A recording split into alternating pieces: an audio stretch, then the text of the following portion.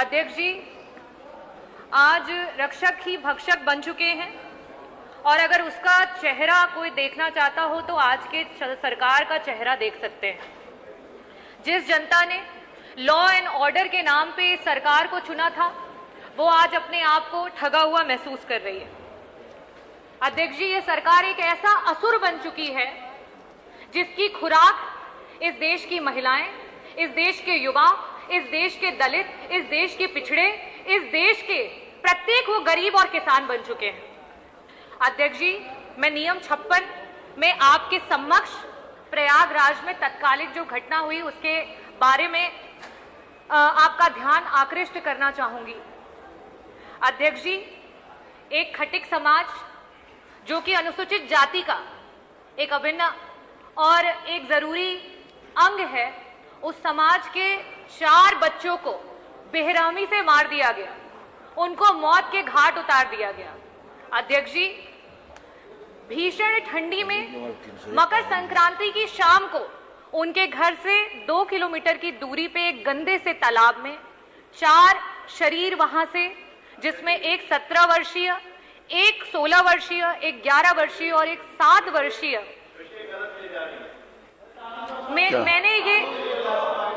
मैंने ये नोटिस में दे रखा है। अध्यक्ष जी, ये मैंने नोटिस में दे रखा है, उसका जवाब आ जाएगा। नोटिस में लिखा हुआ है। अध्यक्ष जी, ये मेरा नोटिस में है, वो जवाब में आना चाहिए।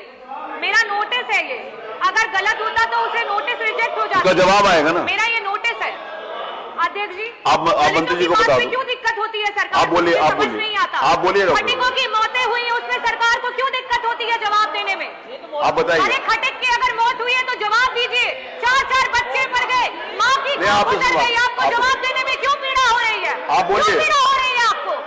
आप बोलिए, आप बोलिए। अध्यक्ष जी, करण सोनकर, प्रिंस सोनकर, प्रतीक सोनकर, प्रियांशु सोनकर, इन 4 बच्चों की लाशें एक दिन के बाद पूरे पुलिस के द्वारा बरामद की गई। इनके शरीर पे, इनके तन पे एक भी कपड़ा नहीं था और एक गंदे से तालाब में, जो कि अवैध खनन का तालाब था, उनके घर से 2 किलोमीटर की दूरी पे, और उस तालाब से उनके शरीर को पाया गया।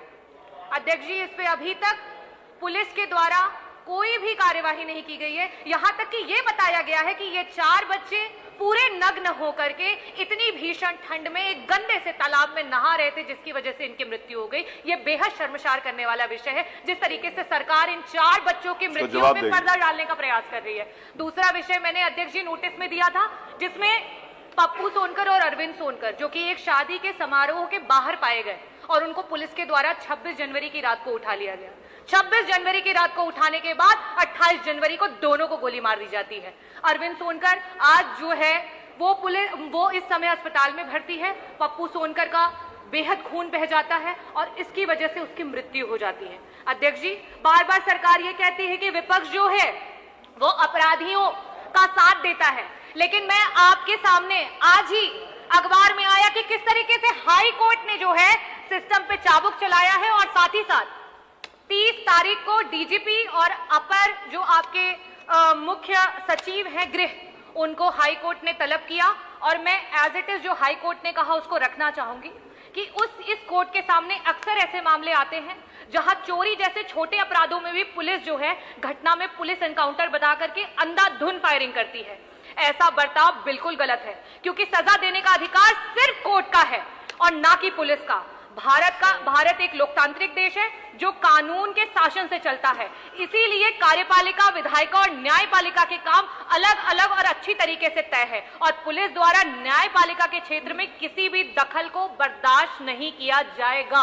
और अध्यक्ष जी, साथ ही साथ मैं एक केशवानंद भारती और वर्सेस सुप्रीम कोर्ट के वर्डिक्ट पे भी आज इस सदन में जो है वो चर्चा करना चाहूंगी, जिसमें ये कहा गया है कि संविधान के बेसिक ढांचे को कोई भी सरकार डिस्टर्ब नहीं कर सकती है। जो आपका संविधान का बेसिक ढांचा है वो कहता है एग्जीक्यूटिव, जुडिशरी और लेजिस्लेटिव तीनों के अपने अपने कायदे, कानून और नियम और कार्य हैं। लेकिन आज कमिश्नरेट क्या कर रहा है? आपके जो कमिश्नरेट है, क्योंकि ये प्रयागराज कमिश्नरेट की घटना है, वहां पे पुलिस ही FIR करता है, पुलिस ही सजा सुनाती है। ये किस तरीके के नियम और कानून ये सरकार फॉलो कर रही है? अध्यक्ष जी, आज उत्तर प्रदेश लूट में, डकैती में पुलिस जो SC ST के खिलाफ हो रहे अत्याचार है उसमें नंबर 1 हो चुका है। महिलाओं के साथ हो रहे हैं अत्याचार में नंबर 1 हो चुका है। अधिकारियों का विधायिका के प्रति, विधायक के प्रति, यहां तक कि नगर जो न्यायपालिका है उसके प्रति ना तो कोई आदर रह गया, ना कोई सम्मान रह गया। अध्यक्ष जी, आज अधिकारी जो है दलित के, पिछड़ों के, महिलाओं की लाशों पर चढ़ करके फेक एनकाउंटर कर रहे हैं, उनकी लाशों पर चढ़ करके फेक एनकाउंटर कर रहे हैं। किस लिए कर रहे हैं? क्योंकि सरकार उनको मेडल देगी, सरकार उनको टिकट देगी, सरकार उनको कहीं बड़ी जगहों पर जो है चेयरमैन बना देगी, सरकार उनको मनचाही पोस्टिंग देगी। शायद इस वजह से उन अधिकारियों को बढ़ावा मिल रहा है। अध्यक्ष जी, ये सरकार मिट्टी में मिलाने की बात करती है। आज धरातल पे कौन मिट्टी में मिल रहा है? आज धरातल पे वो सोनकर समाज के मां की कोख मिट्टी में मिल गई।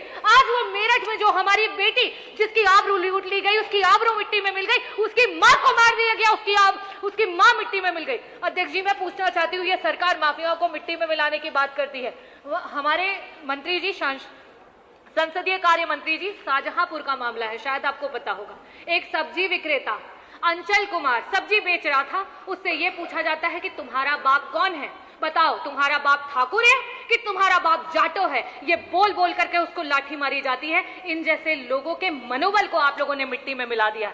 विकास जाटव जैसे लोग जब अमरोहा में मंदिर में जाते हैं तो उन्हें गोलियों से भून दिया जाता है। उन जैसे बच्चों को आपने मिट्टी में मिला दिया है। अध्यक्ष जी, KGMU जैसी संस्थानों में जिस समय भारतीय जनता पार्टी के गुंडे जाकर के वहां पे गुंडागर्दी करते हैं और सरकार के द्वारा उन पे रोक नहीं लगाई जाती है, इस तरीके के बड़े बड़े संस्थानों को इस सरकार ने मिट्टी में मिला दिया है। अध्यक्ष जी, मैं सरकार से ये मांग करना चाहती हूं कि जिस तरीके से आज इस सरकार में जातिवाद चरम पे हो चुका है, जिस तरीके से इस सरकार में आए दिन गोलियां चल रही हैं, आए दिन फेक एनकाउंटर हो रहे हैं, आए दिन महिलाओं के प्रति जो अत्याचार है वो बढ़ते चले जा रहे हैं, जिस तरीके से दलितों को मारा जा रहा है, मैं सरकार से पूछना चाहती हूं कि सुप्रीम कोर्ट, जो कि हमारे पूर्व जो DGP थे प्रकाश सिंह जीवर से सुप्रीम कोर्ट का जो केस है, उसमें वो ये कहते हैं कि अगर जो पुलिस है वो बेलगाम हो जाएगी, पुलिस की अकाउंटेबिलिटी खत्म हो जाएगी, तो इसी तरीके की चीजें आपको धरातल पर देखनी पड़ेंगी। और इनको रोक लगाने के लिए हमें डिस्ट्रिक्ट लेवल पे डिस्ट्रिक्ट ग्रीवांस कमिटीज जो है उनका गठन करना चाहिए। क्या सरकार इसके बारे में सोचेगी? हमारे बीच से जो बच्चे चले गए उनके परिवारों को 50-50 लाख रुपए मुआवजा, उन परिवारों के पास न रहने के लिए कोई ठिकान है, न उन परिवारों के पास कोई रोजगार है। क्या सरकार उन्हें, मैंने DM से भी वार्तालाप हुई थी अध्यक्ष जी, मैंने कहा था कि उनको कम से कम जमीनी पट्टा कराया जाए, उनको आवास मिला जाए, लेकिन उस पर अभी तक कोई कार्यवाही नहीं हुई है। अध्यक्ष जी, ऐसे परिवारों को क्या सरकार जो है सहायता देगी या सिर्फ धरातल पे जीरो बन करके बड़ी बड़ी बातें सदन में करेगी? अध्यक्ष जी, मैं पूछना चाहती हूं कि जिस तरीके से कोर्ट ने सरकार को फटकार लगाई है और जिस तरीके से पुलिस सरकार की बेलगाम होती चली जा रही है, आपके NCRB के आंकड़े खुद बता रहे हैं कि उत्तर प्रदेश आज देश में पुलिस कस्टोडियल डेथ्स में नंबर 1 हो चुका है, फेक एनकाउंटर्स में नंबर 1 हो चुका है। इन सब को स्टॉप करने के लिए, इन सब पे रोक लगाने के लिए क्या इस प्रदेश को एक होम मिनिस्टर देगी? बहुत बहुत धन्यवाद अध्यक्ष जी, बहुत आभार व्यक्त करना चाहूंगा।